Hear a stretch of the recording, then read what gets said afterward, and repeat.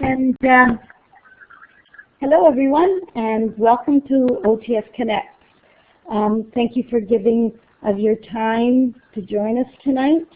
I'm Siri Skirhan, facilitator and coordinator of the OTS Professional Development Project.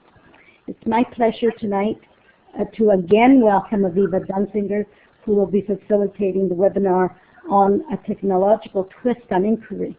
Aviva facilitated another session for us a couple of weeks ago, and it was very effective. So I certainly look forward to tonight's session on inquiry. So welcome, Aviva. Thank you. Should I be introducing myself here, I guess, a little bit? I don't know. I know some of the people in this room.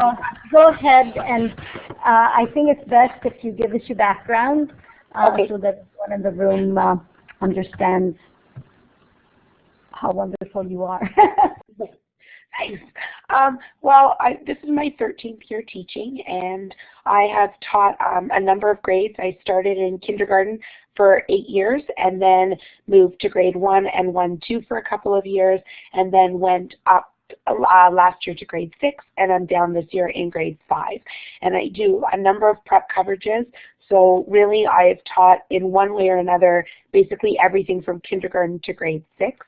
I work very closely with teachers at my school, one of whom is in actually grade 8 this year, who's also experimenting a lot with inquiry, which is what I've been experimenting a lot with throughout the year.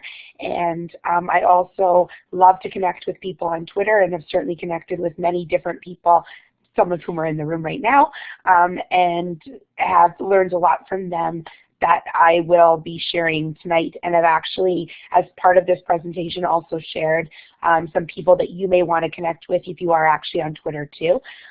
Please feel free to add information or questions or anything into the chat box as well. I will try my best to go back and forth and kind of monitor what's happening there, and I'm very happy to answer any of the questions throughout the session that you think might work well for you.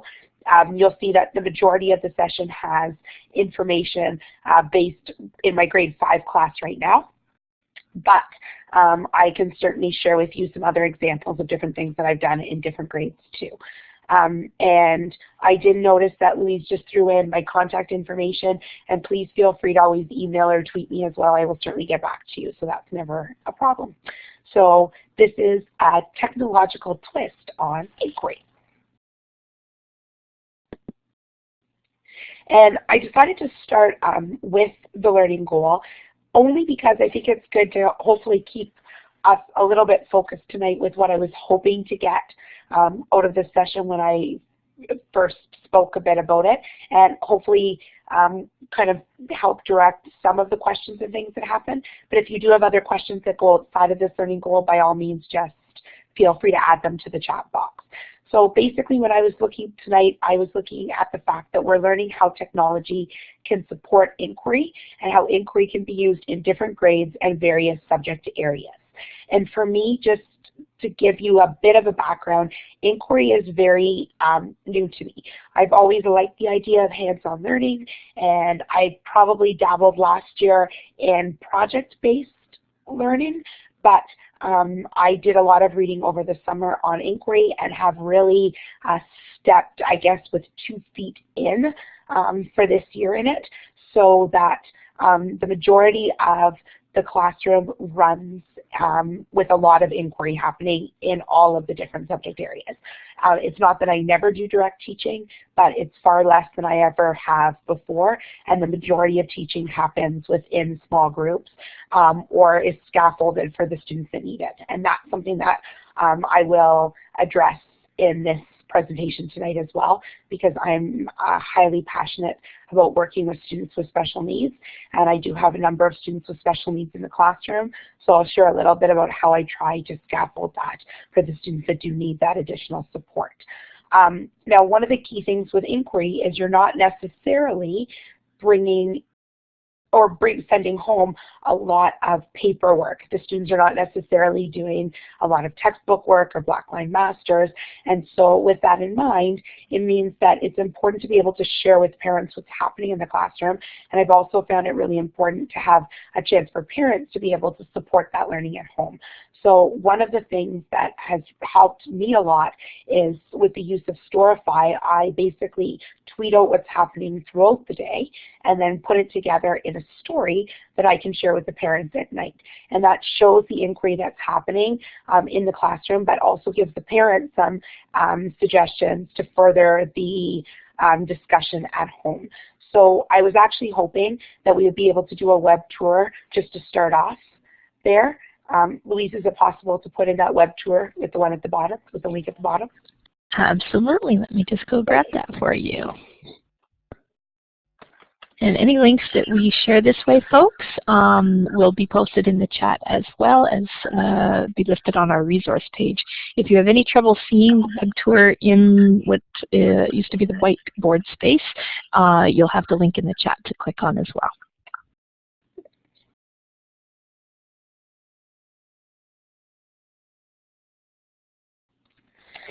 Okay, so this is our class blog, but this is a special spot on our class blog where basically I take all of the tweets that I've sent out throughout the day and give a little bit of context to them. And I do this in Storify and then just embed it. So this was my one from today, and I actually didn't tweet as much today as I usually do. But just to give you a bit of an idea, you'll see up top, and this is how I usually start, I basically break the day apart into what's happened throughout the day. And I start with a bit of context talking about if it's our math block, our science block, our language block, usually giving a link to whatever the activity is that we're working on so parents can also see what's happening at home with that activity, and then giving a little bit of information in terms of, oh, I don't know what I just did there, hold on, in terms of there we go, in terms of what we were working on. And then I add in some different pictures. As part of those pictures with the tweets, I also try to write in specifically what the students were working on or what they said. You'll sometimes see that I'll add quotation marks. Sometimes I'll add in videos as well. For some of them, you'll see that I do have students with faces and things, and sometimes it's kind of a back shot of what's happening. I try to basically make this tell a bit of a story, but also give parents a bit of a context in terms of what's happening. Sometimes I'll add in, like today, a bit of an additional conversation that happened as a result. And then at the end of each little block, I have a bolded part here where there'll be some questions. So the bolded part, and somehow that disappeared on me, but that bolded part, not cooperating, does give the parents a spot to use kind of some information about what's happening in the classroom to talk to their child at home. Or if there were, say, some difficult concepts or something that were added as part of that, the classroom piece, I may give some suggestions for how parents can talk at home about it. So this helps hopefully extend the learning at home, but also give parents a bit of a context for what the students have learned as part of the classroom, because they may not see as much of that paperwork part going home with them, or as many tests or other things that may be going home with them as well. So if we can kind of end the web tour now. Thanks, Louise. And so now kind of to start us off, because I see a few more people have joined as well, I was just wondering where everybody is at. So if we could just look at how comfortable are you with using inquiry in the classroom, and if you could use that polling tool to just select A, B, or C here, that would be great.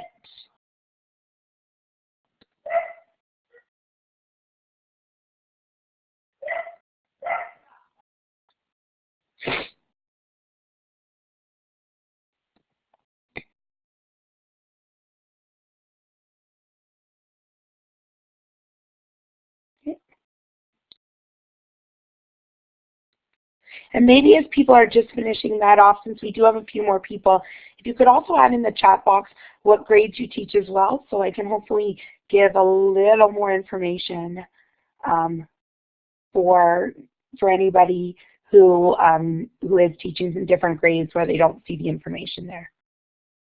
Oh, excellent. Thanks. Okay, so I do know, because I follow some of these people too, that we do have a couple big experts here with using inquiry and stuff in the classroom too.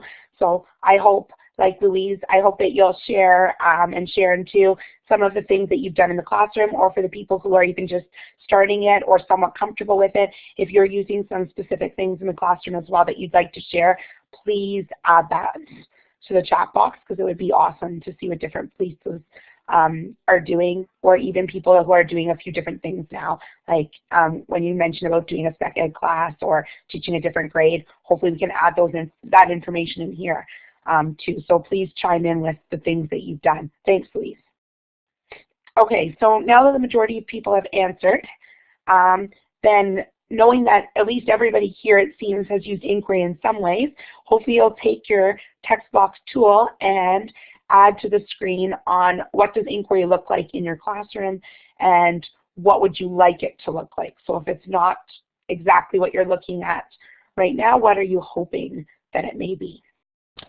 I'll just jump in briefly and help those who have just recently logged in. The text tool is the fourth tool from the top in that little tool strip at the left-hand side of your whiteboard. Thanks, Louise.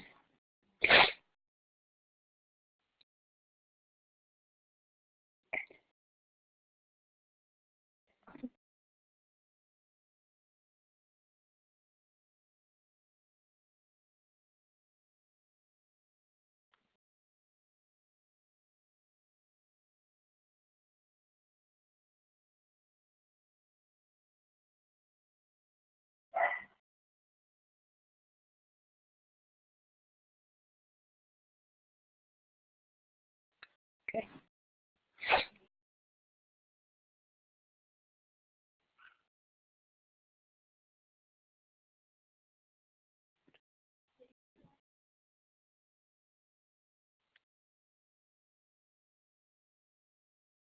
I agree, it can be very busy and fun and engaging as well. Yeah, tons of small group stuff too. I see that as well.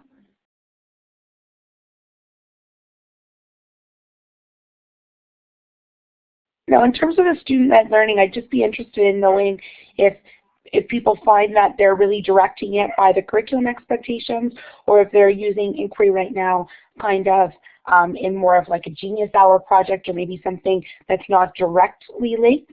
I'm not sure if you want to add that in there in the text box.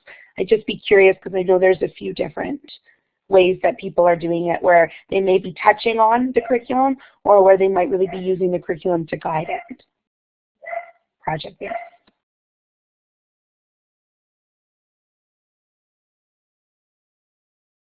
I agree with always starting with the curriculum, or at least that's what I've been trying to do, as well as to really make it very focused on that. As curricular and integrated.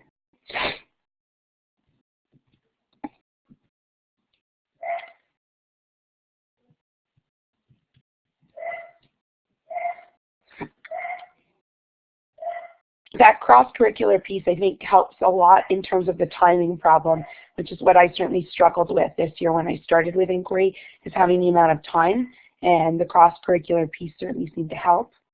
Well, backwards design. Curriculum's the starting point, but lots of cross-curricular. Thanks. With needs. I agree with you about the students with needs too. This is something I've been playing with this year because of some student needs in my class as well. So part of this I did try to address how I've attempted to, but if anyone else has been playing with different ways to help students who may have a variety of special needs or may struggle or need certain scaffolding, hopefully they'll add that into the text box as well, so that we can kind of share ideas in that particular area. Okay. So, hold on, I think someone else may be trying to add here. I do struggle to meet the needs. This is going to be my guess. Yeah. Yeah. Yeah, I think the needs piece is certainly something I've been kind of playing with. It's nice to have the small group time, but for some students who need a little more support or scaffolding in terms of what that might look like, and I'll admit I continue to kind of play with that piece. As I said in here, I did try to share some things that have seemed to work well, but if other people have other ideas, please chime in here, because I'd love to know what other people are trying out. Too. I am by no means an expert on this, just trying to share what has seemed to work.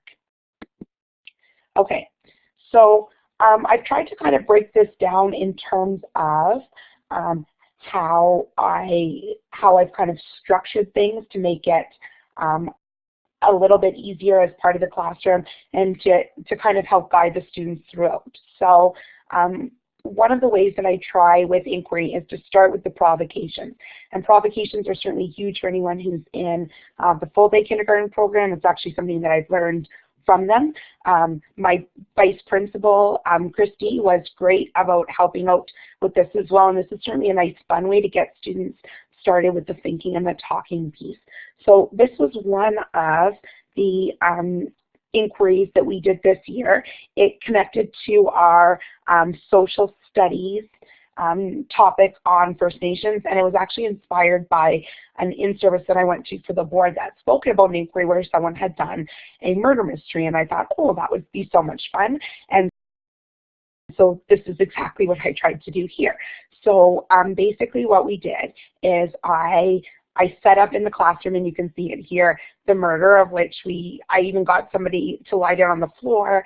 The resource teacher helped trace them out. We added in the white tape, and then around them we added in some of the clues.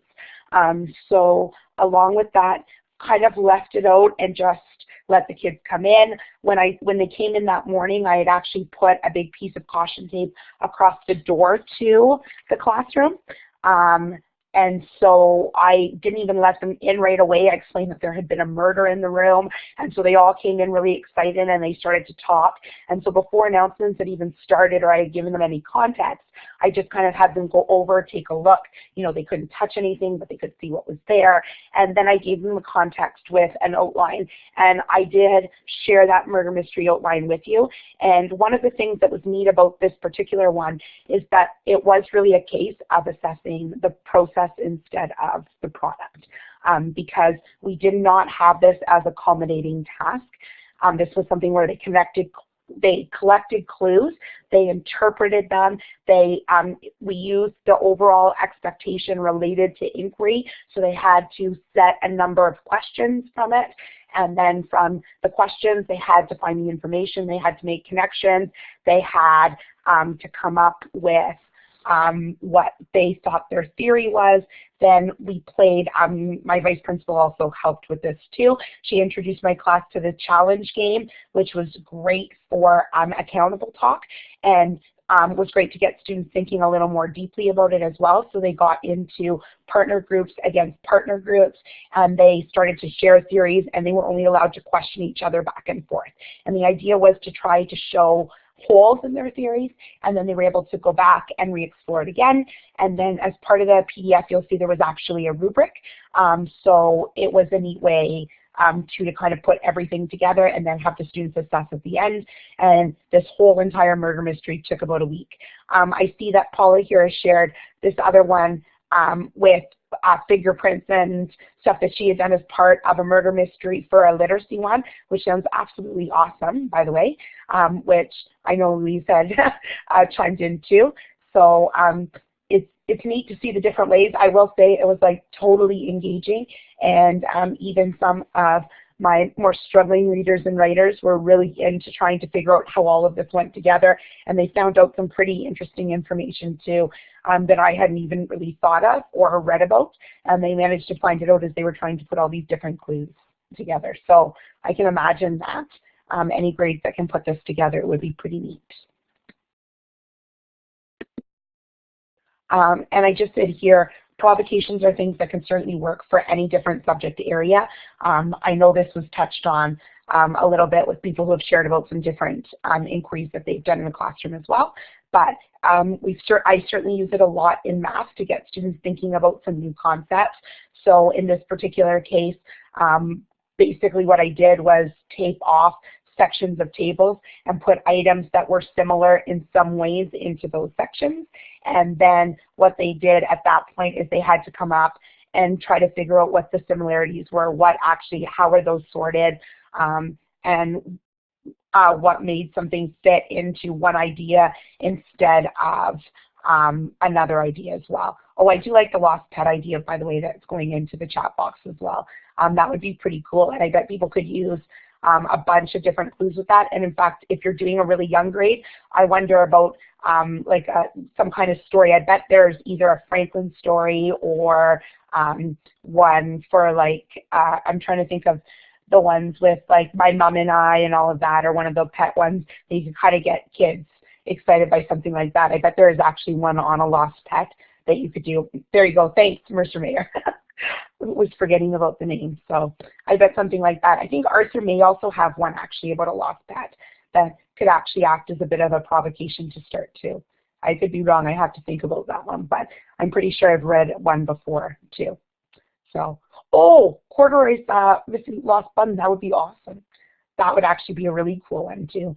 Especially if you maybe read it and didn't read to the end and then kind of set out some clues or something. You could maybe even tie it in with it too. So getting kind of lost in the chat here, but I do like that, something like that as well. So those are some really interesting ideas. But it is neat to see how something like a provocation, just like what's happening in the chat box right now, can certainly inspire some really neat discussion and things happening. And in the case of math, I think that it can work really well to get students thinking and talking in different ways. And I often try, as I did in this particular case in math, to group a bunch of things together where right away they'd start to notice something, but then something else that doesn't quite fit. So then getting them to try to think in different ways and question each other to say, okay, well, yeah, maybe they are all rectangles, but wait, there's a triangle there. So how does the triangle connect with the rectangle? And then all of a sudden you end up with a whole bunch of different ideas together, which is kind of neat too. So it's nice to have a few different options.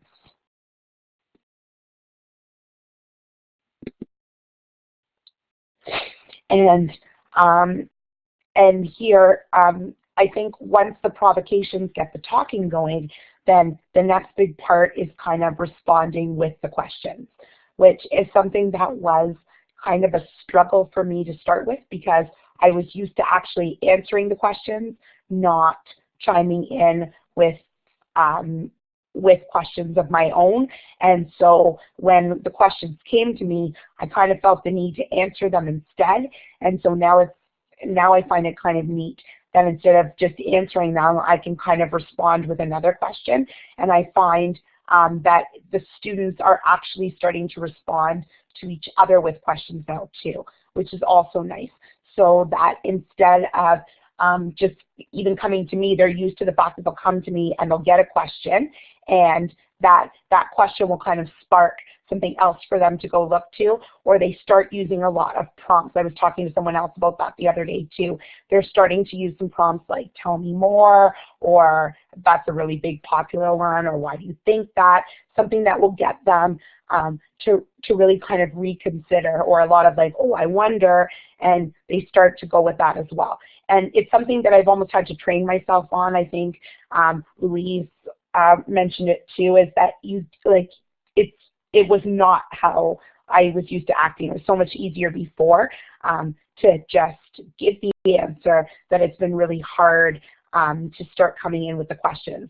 But that was something that even helped when I wasn't getting the response that I wanted, which is something that I had shared here, because I had started an inquiry on the human body, which was part of our science unit, and I thought that all these plaques and books and stuff that I brought in would cause all this excitement. I put out all kinds of sticky notes and something to get students writing and thinking, and all I got was, ooh, that's gross, and nobody even wanted to talk about it. So it was actually my vice principal as well who had suggested chiming in with some different questions like, oh, well, you know, what would make it less gross, or what's the grossest thing, or how could you gross somebody else out, and starting to kind of shift the conversation a little bit and find out a little bit more. So actually by the end, this became one of our favorite topics for this year as well. So, and I know people were kind of chiming in with some of this before in the chat box, but hopefully some more will add in here too. What provocations have you used before, and how did students respond? So if you're able to use the text tool, or if the text tool is a problem, if you just want to add it into the text box as well, hopefully we can share a few more ideas. I know there were some that were already added in there too, but we can take a few minutes and add.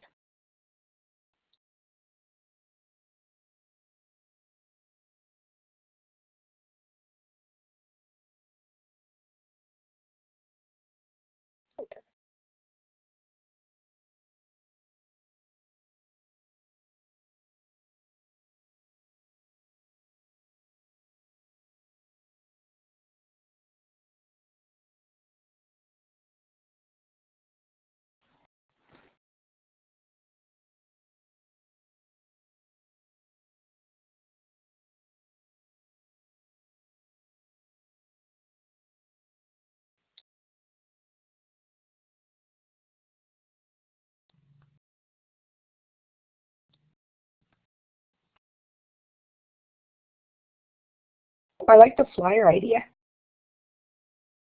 That would be awesome for media literacy.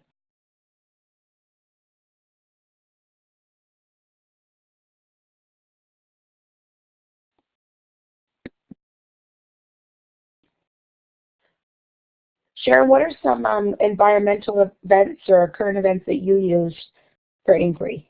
I'd be curious because we're just finishing off on issues now and kind of led to some interesting ones. Or social justice for sure. Oh, I like the growth one. I saw somebody else who was tweeting actually about a growth inquiry. I'm trying to figure out who that was who was tweeting about it as well.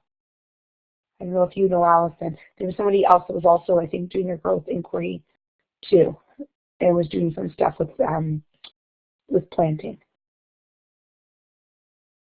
Oh, power through the ages. That's pretty neat.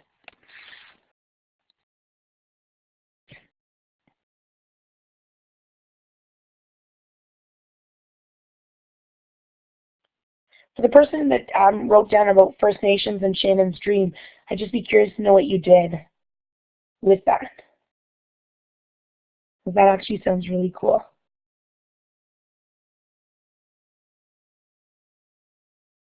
Cool. Well, I like your light table idea.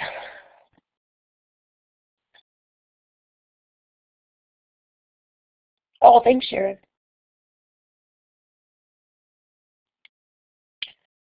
Wow, the energy one sounds really neat.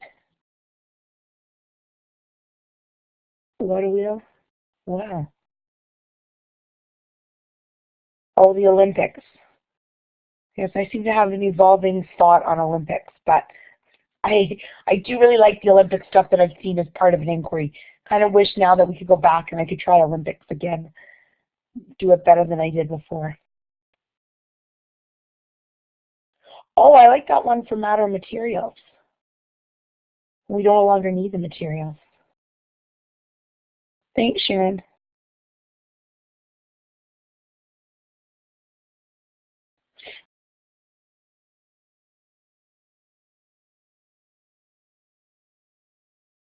Yeah. Oh, awesome, Allison.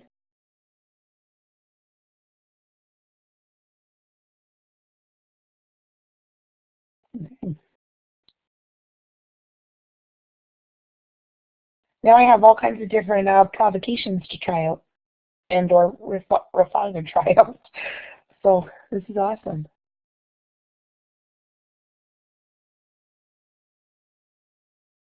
Reconsider. Wow. Oh, thanks, Louise.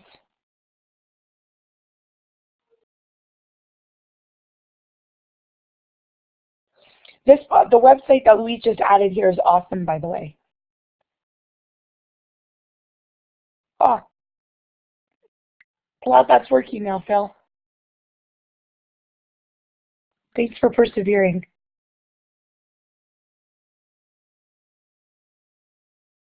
Yay. Okay, so yeah, it's neat to see the different ways that people have used provocations and or used inquiry as well in the classroom too. So I'm glad that we can share here. And please, even if I flip this screen, continue to share in the chat box what you've done, or if you have questions, not just for myself, but others in here too, because there's like a ton of different people in here that have used inquiry a lot and tried a bunch of different things too. Even have some blogs and stuff, and I know Louise shared the one, but if you have other ones as well that, you know, your own or whatever, where you share your inquiry journey, hopefully you can add that to the chat box as well, so we can also collect some new ideas from there and or look at people as we continue to kind of refine what we're doing. Then we can look at some different ways that people have tried things out as well. I liked Louise's comment about the missing chat box. Good problem solving. Okay, so I'll move on to the next page now, but please continue to add to the chat window too. So one of the things I spoke about here is really trying to immerse students in the content. And this is something that has totally evolved for me throughout the year, because I think where I was struggling at the beginning of the year was that I was trying to work period by period. I was trying to work to the bells, and I was trying to do inquiry like in a 40-minute block twice a week or something, or 3 times a week for social studies or science, and it wasn't working. It was taking too long to get the questions. Things were going on for months. The deeper learning wasn't happening. The questions weren't really leading to where I wanted them to go, and I think it was because they weren't getting enough of the content. So it's harder, I think, for people who are in secondary. It's probably harder depending on depending on how much Rotary and stuff you have at your particular school or where you are in terms of that. But if possible, trying to kind of put everything together is something that works so well. I'm just, by the way, reading through on what Phil has done here, which looks unbelievably neat, and so now I'm trying to read and talk at the same time, which is not necessarily a forte of mine, so I do apologize, but totally love the site plan work, and I'm actually thinking of like a whole math thing that you could do with like area, perimeter, all kinds of different things too with this. Okay, I totally love these ideas. Oh, leprechaun traps. Okay, really like that idea too, from Paula on the leprechaun traps, which is funny because usually I say that I don't usually like to celebrate all these little holidays, but I think if we did things like leprechaun traps and stuff, I might like to celebrate the little holidays. And this would be really a neat structures connection too. Depending on what you're making or something, I can see the different like parts and things of structures.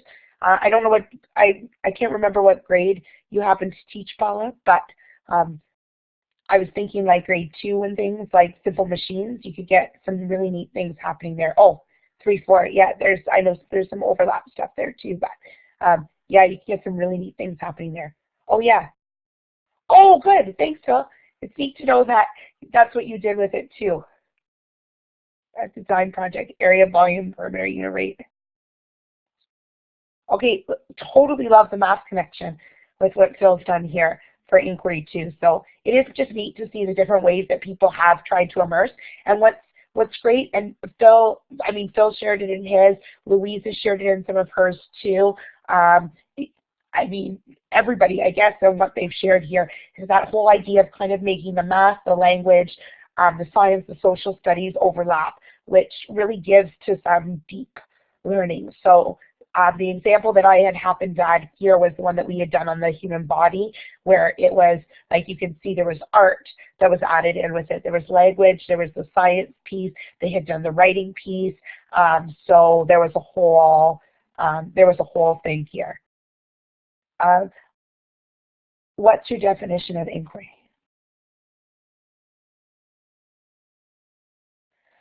Well, I think for me, I hope others will add their little definitions with inquiry as well. I think that the inquiry comes from kind of that connection of questions that help students kind of lead some of their own learning, but in the case of the fact that we are looking at curriculum expectations first, it's them directing their own learning under the umbrella of the curriculum expectations. That would be kind of my definition with it. I do try to use the provocations and stuff as a way to help kind of guide that inquiry from the curriculum expectations, but I often change my plans as time goes on too, knowing the fact that the students help direct things, and sometimes by the nature of where the students have gone with it, and our big body one was a good example of that. Same is true for the social studies one that we are currently just in the point of finishing as well. For the government and responsible citizenship, is that because of, even though I had kind of separated the idea of looking at issues and looking at solutions, things started to overlap, and all of a sudden where the students were going and where their questions were going and where their interests were going, we're not going in exactly the same way as what I had planned out. So I had to make some changes to the plans based on where the students were at, where their needs were at, and where the gaps were at, and where the students were currently going. I do try to add in a lot of like student voice, student choice, which is actually a big focus for our school this year as well. So that's made things a lot easier too. Glad that people are sharing these ideas and resources and stuff, because students don't know what they don't know. Yeah, Louise, I totally agree with you about that too. And that was the one thing I certainly found with the social studies topics and stuff too, is that these are some huge content areas, and the students need some serious time to begin with just like reading and looking at the information. Same was true with the science and stuff as well. They need to be immersed in it. They needed to watch videos. They needed to read about it. They needed to talk about it. They needed to go home and have a, chat with their parents about it. They needed some serious time just looking at the content and thinking about it and starting to question things before they could kind of narrow their focus. And so that was something that I totally did not give enough time at the beginning of the year with that, and that was one of my biggest and quickest changes, was trying to make that change, that switch, was giving that, and also trying to give the lessons a little bit more on the reading comprehension and the writing strategies versus on the content itself. So the students were kind of uncovering the content, reading about it, thinking about it, talking about it, but I was showing them ways in which they could document that. And it was actually Louise who recommended the book that I absolutely love for inquiry, and has totally helped kind of define how I've used it in the classroom, which is Comprehension and Collaboration, Inquiry, Circles, and Action, which has been fantastic. And it is the resource I keep coming back to. I do love Natural Curiosity, by the way, and we did actually have a book club at our school for that one, and there's so many great ways that you can use Natural Curiosity. I love the bringing in of the resources and stuff too. Can totally see the overlap, especially for anyone who's in full day kindergarten here, with that particular book. But the Comprehension and Collaboration book, totally love, and I do come back to that resource more than anything else that I've probably looked at. And there are tons of great reading and writing strategies that are listed in there as well, with some really good mini lessons that go with it too, that also really focus in on that voice and choice piece. Yes, Louise, totally agree with you on that. And I have to thank you a lot for recommending that book, because it gave me a whole different impression of what inquiry was. And Stephanie Harvey is phenomenal too, so tons of great things. Yes. I actually think that these books are actually listed as part of the presentation. I had them in, I'm pretty sure they're still in there too, so that will also be there as well. And that's where, as they start to build those questions and stuff, as they start to read, as they start to talk, then it's great that they can start to uncover and apply their new learning. And it really means, as all of this happens, as a teacher, like, yeah, we are kind of more in that facilitator role, and it is kind of stepping back a little bit. And I do find myself continuing to think about, when do I step in, when do I pull a small group, what do I pull the small group on, and how much do I let the students kind of talk out and uncover before I jump in with the questions. Because the students are working in small groups more, I do find myself being able to actually sit and work with them more, and then I will often pull groups of students, depending on needs, depending on where they're at, that can come together, and we'll do like guided reading, guided writing groups based on that. Although that capacity building series is really good. Thanks, Sharon. That's an awesome one. And yes, it is awesome for formative assessment. I'm glad you added that piece in as well. But that documentation piece and finding a way to get that learning that's happening all the way during it, because yes, right now, like we do have to give marks. And so I'm constantly trying to figure out how you mark these pieces, and I tend to come up with a rubric that matches up to those overall expectations. But the mark is not necessarily going on a big culminating task. Sometimes the rubric is going home kind of at the end of that unit, of which we may have what they've produced may not be this huge production, but it may be that kind of I guess gathering of all their talks and resources, and them sitting and conferencing and showing me or showing others what they've learned, where they want to go next, how they put it together. And then they use all of that information to assess themselves, and I use all of that information to assess them. So parents are then able to see through our tweets and blog posts and stuff all the learning that's happened over this time, but the students may be bringing home a rubric that's happening separately. And this is where this kind of thing lets me see the formative piece that's happening throughout the time. So I kind of came up a little bit with examining this whole concept of process a little bit more. So how did the students find out more? So this is where we started with the concept of the provocations.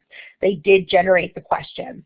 I do use a Pinterest page with some relevant links to help, especially this is great for scaffolding, for those students that find Google searching and figuring out what resources to get, or if students struggle with reading levels, I can actually add in some videos, I can add in some text of various reading levels, so I can kind of assist a little bit. I find as time goes on, students will give, oh thanks Louise, students will give me links to add to the Pinterest page, or they find a good link, so I'll add it from there. But I also continue to add the stuff, and it is a good way for them to go back and get some good content, but being able to actually find information and stuff that's happening too from there. And then I will often use, we do have access to this 105 The Hive radio show. This is set up by Andy Forgrave. He is on Twitter. He is happy to give airtime to people that are interested. It's streaming radio, so basically you can do it through an app, you can do it through your computer, and other people can listen in. So parents and things are able to listen, and we often use the radio for students to share what they've already learned, to generate questions. People will tweet us questions that they've listened to, and that kind of helps generate where we're going next. And from there, oh thanks Lise, from there then this kind of gives students some more control to be able to find out a little bit more information, to be able to figure out how are we going to problem solve. So in the case of the government, then what they were able to do, some of them had huge groups of people for their level of government. So they had to figure out, well, how are we going to divide this? So they were able to take a little bit of more control, and they were able to, from there, figure some things out on their own. And I was kind of able to step back, ask a little bit more as a facilitator, but then help the students that needed it, pull those small guided groups, make the guided reading and writing time that was based on the content that I thought students still needed or were struggling with or were indicating to me were a little bit more difficult. Louise, I know you said that you might like to use the radio show. Andy would love that. You could certainly tweet him if you want. I'm just going to add in his Twitter name for you if you're not already following along with him. Talk to him about using the radio show. It's free. We just sign up for time, and he'll be able to give you all the information that you need. If anyone else is interested, go for it. It's been fantastic, and my parents seem to love it as well as the students. So by all means, it is a really nice way to be able to share information. So I did talk a little bit about the Pinterest, and I do have to thank Adele Stanfield, who is a teacher in our board, who actually mentioned Pinterest to me over the summer when we were talking and meeting a little bit and talking about some inquiry options. And she had said that she uses it as a way to put relevant links and things in there. I don't use Pinterest for myself, but I love using it for the students. I set up boards related to the different topics that we're doing. I put those boards on the website or on the blog so parents can use them at home. And I just wanted to quickly show it, so hopefully we can do a quick web tour, Louise, if that's possible. Absolutely. Let me grab that link for you. You guys are moving at lightning speed here for me. Oh, where did that one go?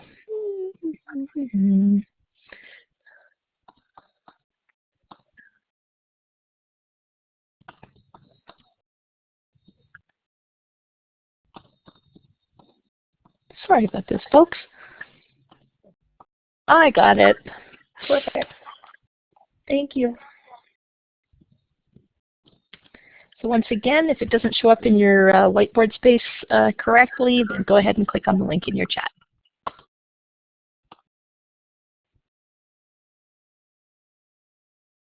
Okay. So you'll see here that I have a bunch of different boards, and they're all based on some various content area. I don't know. Hold on. I don't know why it's doing this to me. Are you having trouble seeing it? I am. Okay, I can see it. Can there give us a green check? Whoops, hang on a second. Let me switch it back to green check mark. Give us a green check mark if you can see Aviva's Pinterest page. Oh, perfect. It's obviously just me that's having the issue. Oh, Phil can't either. Okay, Phil, just click on the Pinterest link in the chat then. Okay. Well, if you can see it, I guess it's not that big a deal. It should be that I can see it. Hold on. Okay. So, well, basically, I guess if I can't see it, then I can't actually take people through it, right? You can tell me what you'd like to, them to click on. So I guess basically the idea is that, oh, it's a security warning on the Mac. Thank you, Phil. That's my problem. Yes, that's exactly what I'm running into too, and I'm also using a Mac, so I'm wondering if that's the problem. Anyways, the idea being that there are a bunch of different boards there.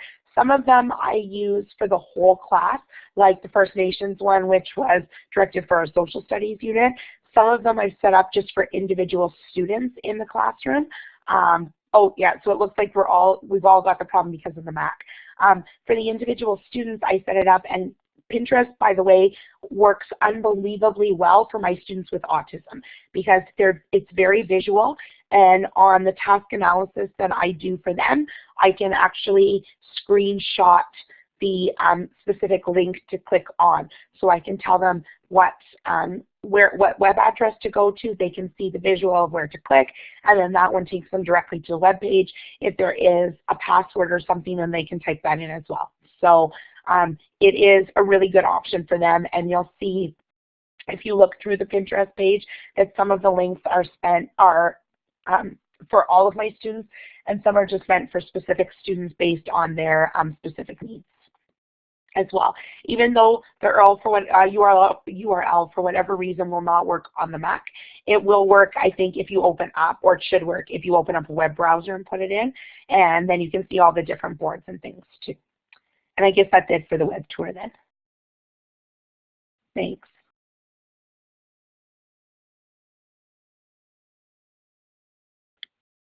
Oh, perfect. Okay. So just out of interest, have you used Pinterest in the classroom before? And if you have, if you could share how you could possibly use it as a tool for inquiry, that would be great if you want to just share it in here in the chat box. Oh, excellent.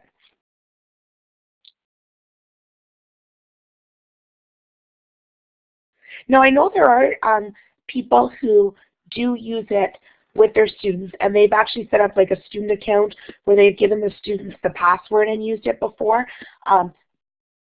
Because everybody would be using the same password, I'm a little bit reluctant to go that route, and so I don't go that route. I let students, if they find a good website, I let them send it to me, and then I just add it to the board. And no, Wendy, they don't have to be a member of Pinterest. All you have to do is you just give them the web address, and they just type it in. And in fact, if you wanted to, I bet you could even use a QR code for them to scan it if they were using it like on an iPad or something, and they could just scan it in. My students have just learned to type it right into the web browser, and they just go there. Or they search, they can even search like Pinterest and my name, and then all of the walls will come up and they click on the boards. Some boards have many sites blocked. I haven't run into any problem with my board in terms of anything blocked there. I know I will also say in terms of the content, I think if you're a teacher and you're sharing some content that you want for school, but some content maybe of your favorite recipes and stuff at home, then if you were going to go and use Pinterest in a classroom, you may want the idea of creating a student account for them so that they would just search for that. Adele Stanfield, who was the one who introduced me to it, she actually has a teacher account that she uses, and then she has her own account, and then that way the students would just go to hers and they would just see the links for that she wants to share with them, but then she has her own where she can put teacher resources and stuff that don't need to be added with the students. Yeah. Social media tools to explore. Yeah, I really like it. Now there is another teacher on Twitter, and I'm just trying to think of his handle. He has, and I'll have to check for the link. He's created a whole bunch of different online tools and things too, and he has some resources that are similar to Pinterest that can be used as well in the elementary classroom, and you can almost like set up a teacher account. I'm trying to think what his one is called. It's got a funny name like Quapiki or something, Q or K. I'm just trying to think of the name of the specific tool that he's got to use. But there are a few different ones as well that work in a similar way. But it is a nice way to put content, but it's also a really easy way for students to access it. Or if students are having difficulty with the concept of a Google search, it's a nice way for you to be able to go and collect the information. And it was actually after reading that comprehension and collaboration book that I actually thought of it, because they talked a lot about pulling in resources that relate to the specific content that the students are learning about for inquiry. And that way, instead of them spending forever searching for it, you've actually kind of put those resources together. So that was actually why I had thought of it in the first place. And that is exactly what's kind of talked about here. It does definitely help with scaffolding for student needs, because I can pick and choose what gets added. And often I'll write in my description, if it's a video, I'll indicate that it's a video. They can usually see that it has a play button on it. If it's something with longer text or easier text, I might write that down, and then that just makes it a little bit simpler for everybody to be able to figure out which links that they may want to click on. And since this is something, and it has come up a little bit in the chat box and stuff earlier today, how do we support students? And this can be for all students, but also specifically for students that may need some additional support. What are some things that we can do? So one of the ways that we can actually do it is to use some guided groups. And as I did mention earlier, I do try to do guided reading and writing groups based on the content areas. Lisa Donahue actually gave me an idea of how to do inquiry with guided groups to start, even using, say, some of our Nelson literacy texts or things like that as a jumping off point. So maybe we'd read a content-specific article, pair it with a video, and then pose some I wonder questions together. And this was a really nice way to kind of scaffold the learning, especially as we got started with inquiry. It has been a good way too, though, to assist students with kind of figuring out more things, or if there's difficult content, especially I will say the new social studies document has some really big ideas for a number of different grades, and some of the content is a little bit harder to access. To be able to kind of deal with that as part of a guided group is a nice way to kind of ask the questions, help eliminate any misunderstandings and stuff too, and but still work on that inquiry process. And I must say my students really enjoy guided reading so much more now because that inquiry piece is involved. And Lisa has actually blogged on this too, and the link I have here, that Bumping Up Guided Reading, it actually has a link to Lisa's blog post too as part of that link, so you can read a little bit more about what she did too. Breaking down the process. This has been for sure really beneficial for my students with autism, but I've also used a similar type of system for my students that just need that kind of additional scaffolding in terms of where to go next. So it is like a task analysis, which is something that is certainly something that's used a lot with autism, but it doesn't necessarily need to be. So you'll see here that it will tell them where to go, it'll tell them possibly what to look for, and make a list of issues that were discussed, and it lets them kind of check off what they've done, make a list of what the candidate did to convince you to vote for him, and then kind of gives you some things to look for. So what are some different points? They still need to come up with the information. I'm trying to give them a little more of a focus. This particular setup is one that I have used for my students who do have some additional special needs, but for those students that need some help, it really does help to kind of have something that they can follow along with, and so it could certainly be adapted depending on the needs of the particular students. Group interaction piece certainly works well too. That idea that the students can share and help each other, that they can ask questions to each other, that even something as simple as like a challenge game is a really great way to get them to understand. It's a great way to get them to kind of understand what to do next. Or what they didn't understand, they can ask some questions to each other and kind of help clarify the information. And as you can see up here, which was a neat way, is that by writing all the ideas together, they thought of it. They took over my whole front board. They started to brainstorm all these ideas together and then make the links. They drew the arrows, and then they took a picture and kind of remodified what they were going to do from there. So they had a bigger space to work, but they could kind of break themselves into smaller groups from there too.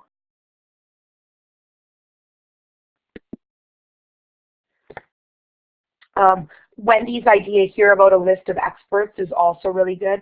That way students know who to go to. I will say, like, I notice a lot of my students have kind of figured out who some of those experts are, but having something that's kind of labeled for them. So if you need help with this, here's a person who might be able to help you, is a nice way for them to realize that they can go to other people instead of just to the teacher. I did say assistive technology is huge and has helped a lot, especially if there's some writing pieces that go with it. So WordQ is one of them. Now, we did find out at the beginning, yes, WordQ is OSAPAC licensed. It is something that is available at the school too. Unlike you, Louise, I use that iQword or iWordQ on the iPad and Dragon a lot too. The iWordQ, I think it's about a $25 app, well worth it. My students use it all the time, works really well for them, and has helped some of my students that maybe struggle with the writing be able to do some of that written piece to get their ideas down. Dragon works really well as too, and also again gives the students a chance to be able to formulate their ideas if a written piece is required. Yeah, I absolutely agree with you, Louise. by far, the app that is used probably the most in my class is the iWord queue, and not even necessarily by my students that need the assistive tech. They like it. The other thing that is really neat about it is that students can listen back to their work afterwards, and it tends to read at a pace that they can actually hear some of their run-on sentences and stuff too. So it's been awesome for them to work with some editing for it, and even just the predictable word patterns for those students that struggle with spelling. I find a ton of my students tend to use it. Yeah, it is a phenomenal app. Okay, so then here, how do you help students that are struggling with inquiry? If you're able to use the text tool or add some ideas into the chat box of some of the different ideas that you have too that might help. Yes, I actually have some students that have downloaded it. I know it's available, or there is a link for it in our board icon that gives the instructions for how people can download it. Well, I haven't used Google Now. I have used Siri before. I didn't actually realize how good it would be, but actually it is pretty awesome. There is also a way that I just learned when I actually went to visit another teacher in the board on how you can turn on in your preferences on an iPad, you can turn it on to speak to you. So as you write in any program, even if it's online, you can actually have it speak to you as it's writing, and then that will help a lot with the spelling and stuff too. I do have it on a couple of the iPads in the classroom that some of my students use that need it.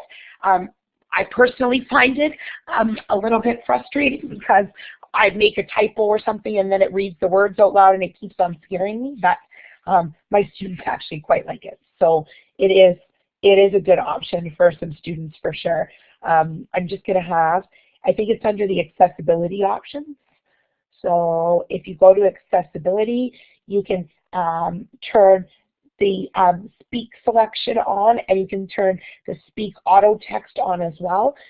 So it does give some options as you're typing too. So if you're on an iPad, it doesn't really matter what version, you can turn it on, and it is a really neat way. Yes, whoever said here about establishing routines, it's true.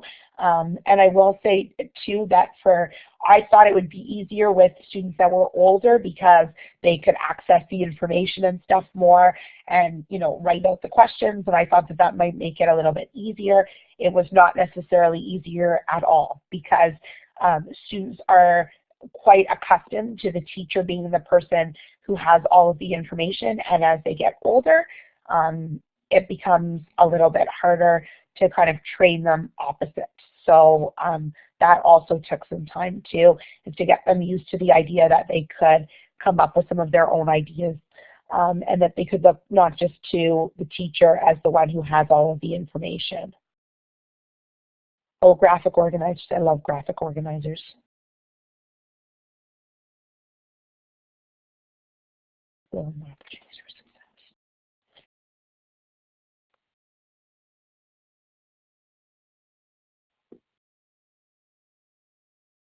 I haven't used tribes before. I've never been tribes trained, but I do agree you do have to kind of have that community and I certainly felt that I needed to have students taking on different roles at the beginning, kind of helping to establish some of those roles at the very beginning, and then as time went on, they became better at kind of helping to direct that on their own, and some do need those roles still kind of, or need some help establishing those roles now, and other students can do it on their own too, right? So I think it depends a little bit on the students. Yes, modeling is super important. I think also too making sure that the groups that they're working in them are not too large, so they all have kind of that chance, or if they are bigger groups, what kind of role can each of them take in it, right? That makes it a little bit easier. Risk-taking.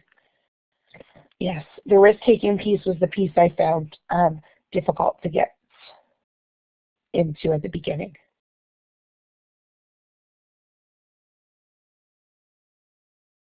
Yeah.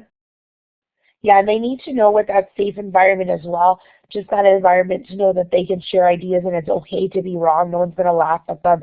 Nobody's going to tell them that, you know, or make fun of them because they've made mistakes, but knowing that they'll be accepting of that, so they're okay to take that risk.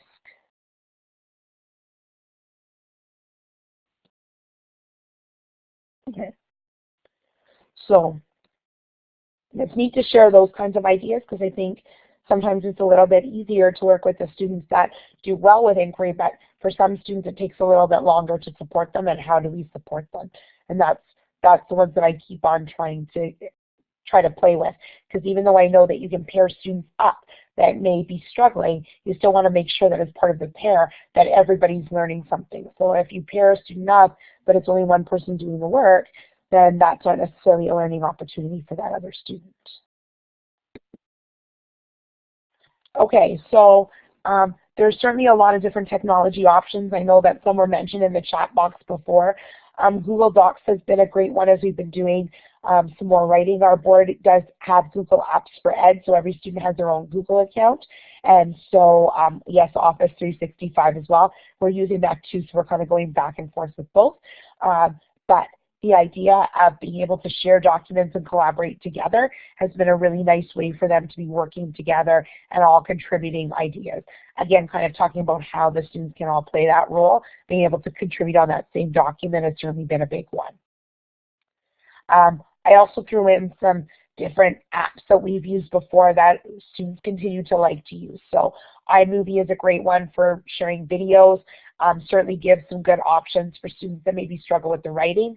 Podcasting apps are absolutely great as well. I've used a few different ones to record, but they're a nice way to kind of keep that formative assessment together. Even if we get in the inquiry circle at the end, I'll often use a podcasting app to record our discussion. Sometimes I share it as part of our daily shoot, and sometimes I don't. But for me, it records those discussions. I'll even record them as I'm working in small groups with students, and then that kind of gives you that formative assessment throughout, and then you can change things as needed. And Pick Collage is a nice, easy way to pair the pictures with the text too. Oh yes, I love Explain Everything. I actually use it a lot as well, but it is a really neat screencasting choice too for them to share their thinking as they're going through. And again, kind of make something without spending weeks on end with a culminating task. So I think that's a big one too. Oh yes, and Louise, I'm so glad you mentioned that comprehension and collaboration one, because there are a ton of them, and I totally love that one. I do like Explain Everything. I haven't used Book Creator. I've heard good things about Book Creator, but I've never actually used it before. I've kind of got a mixture of devices in our room, and some of our iPads are school ones, and we're on the multi-license purchasing and stuff for the school iPads, which makes it a little bit trickier to get some varied resources on there. We've got different apps, but it takes a little bit longer to put everything on because we do have quite a few iPads that are purchased as part of our school too. So I like to give options, but just make sure that not everything is all device, is all a good, just a one device option, because not everything works. But yeah, I agree.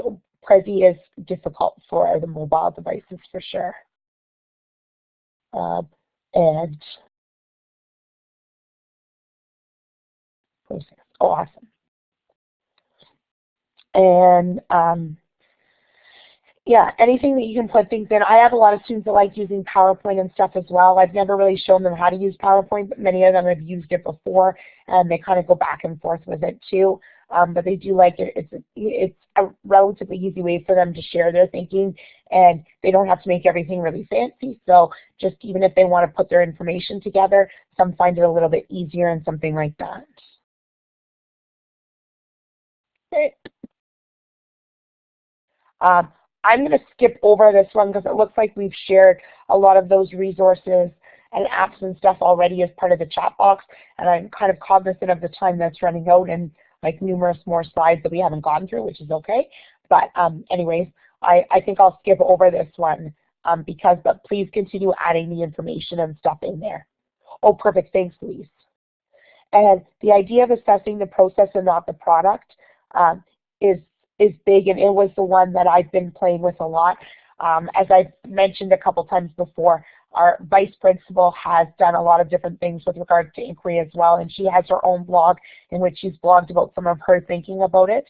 And one of the things she talked about was trying to get rid of that kind of culminating task and how do we assess the process. So an easy way is just something like Chalk Talk, which was discussed in this particular blog post.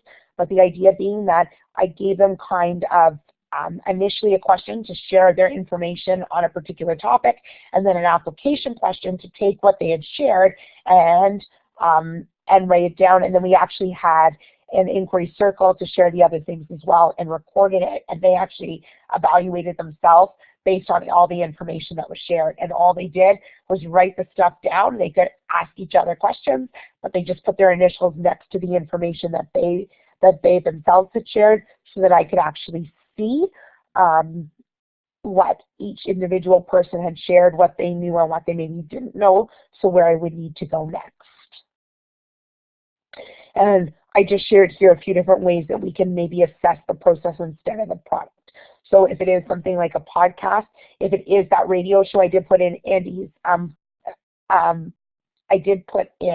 Andy's Twitter icon or Twitter name as well, so he could certainly contact him too. Oh yes, no problem, Louise, thanks for coming, and I'll try to pop in actually afterwards to the Ontario Social Studies chat too. Thanks.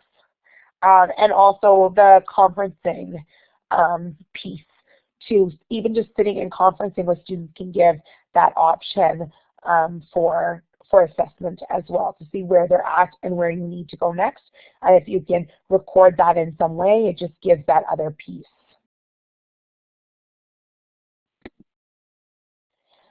And I am going to skip the web tour just because I am cognizant of the time, but one of the other ways they can do it is blogging. And this is one of my student blogs.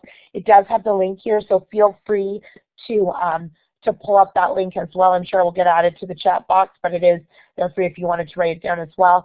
But you could certainly pull it up in a window. This is one of the students who really has tried to use her blog as a way to capture her thinking throughout a process. And you'll see on her blog, she's even taken something in our social studies topic, like on the election, and what she's done is she's continued to add her thinking on it as she's gone, spoken to different people, worked in different groups, worked and learned about different stakeholders. She's continued to kind of refine her thinking.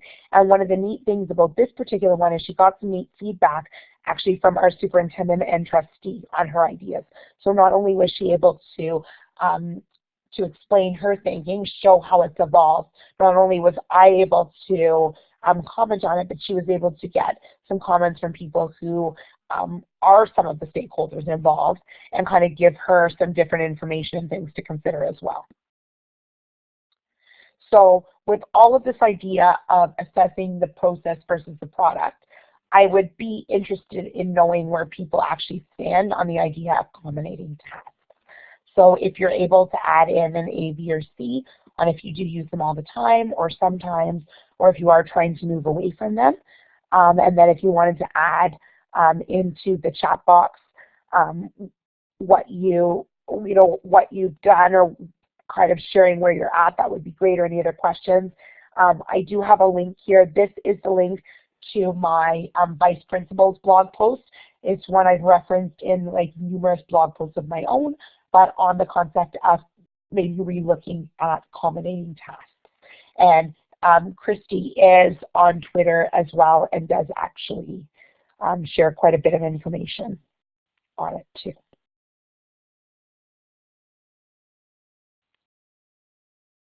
For people that are saying that they look at other options, I'd just be curious, I don't know if you can add it in here, but what are some of the other options that you look at versus accommodating task? And when I say in here, I mean in the chat box, sorry.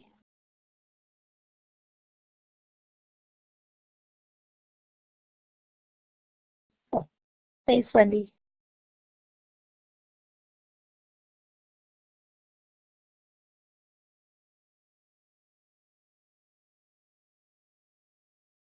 Okay.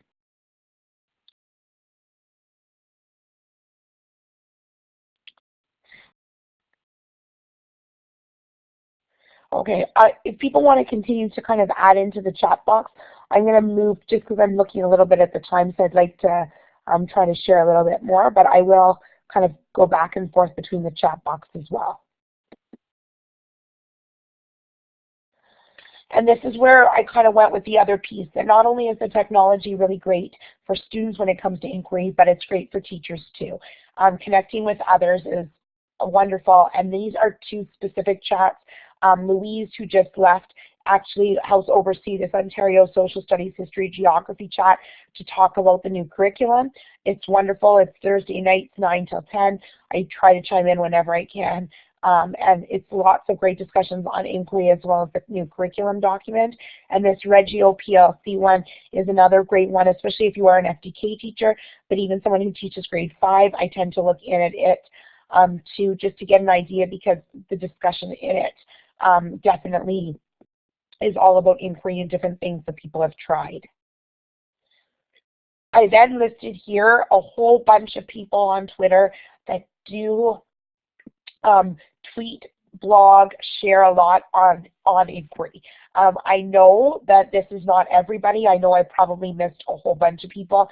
These are ones that I tend to share with a lot. I know a couple of them, like Brenda and Peter, actually do some OTF sessions as well, and I think have actually done some very recently also on the topic of inquiry or connected to it. A couple of the people are from my school. Number 2 on the list is our vice principal. Adele is a teacher. She was that one too. Thankfully, I was sure they just had. Jonathan So, who's number 3, he teaches in Peel as well. He also shares a lot on inquiry, especially stuff related to math. Michelle teaches in my board in a neighboring school. Joanne, who's 6C Hotline, she teaches in my school in grade 8. So Lisa's actually a published author as well as a grade 6 teacher, and she was the one who wrote too. So there's all kinds of different people here, just to kind of give you a combination. I did indicate the FDK teachers that are listed at the bottom, but there's even more. I kind of ran out of room for everybody, so continue. And Heidi Siwak, who does do a lot of stuff with inquiry, also has shared some other information kind of connected with inquiry on thinking. So she blogs a lot about that as well. So it's something else that you may want to look at too if you're interested. And these are the resources to read, of which Inquiry Circles in Action is one of them. But Role Reversal is another great one. Mark Barnes is on Twitter as well, so he deals a little bit with it too. And Natural Curiosity, and it is actually a free resource, so it's one that you can easily access for free too. Okay, and then I do think this is an important one, so I will take a couple of minutes for it. But what questions or concerns do you still have about inquiry in the classroom? I think we probably all have things that we can add, to it in terms of just our thinking. So if there's anything here, maybe we can even answer some of the questions too, I'm not sure.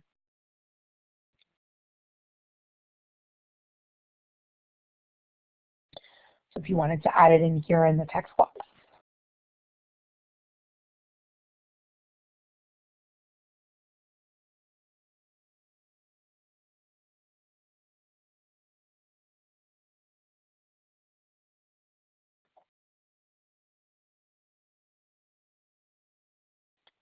Good.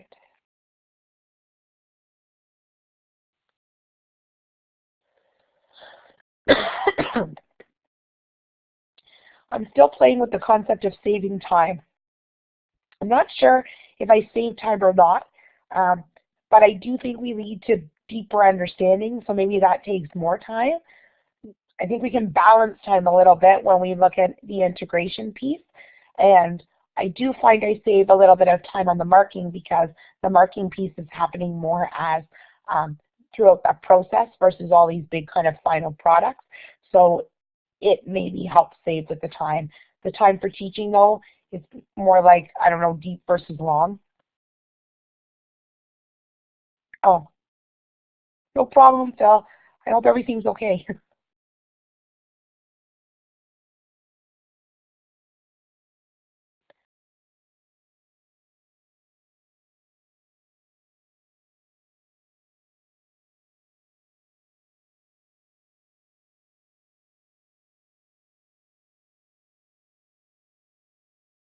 I don't necessarily use any particular apps for assessment. The only thing that I try to do I certainly keep all my assessment in Evernote, which seems to work for me as just a place to store it. And then the only other one that I kind of use is I use some various podcasting ones and the camera just to kind of keep track of conferences and things that I do with students. So that seems to work well too. But those are basically my big ones for it. Because I know that we're kind of closer to the end, I think. I will move, but please continue adding anything in here. Yes, thanks, Lise. I did add in here, or sorry, in the chat box. I did add in here about the need for strong questions, which I think certainly helps a lot with inquiry. And it was the spot I struggled with for a while, and that's when I started using the Q chart again, and that worked really well. So the idea being as they move down and over, the questions became a little bit deeper. And we played a little bit with showing which questions we could Google and get an answer versus which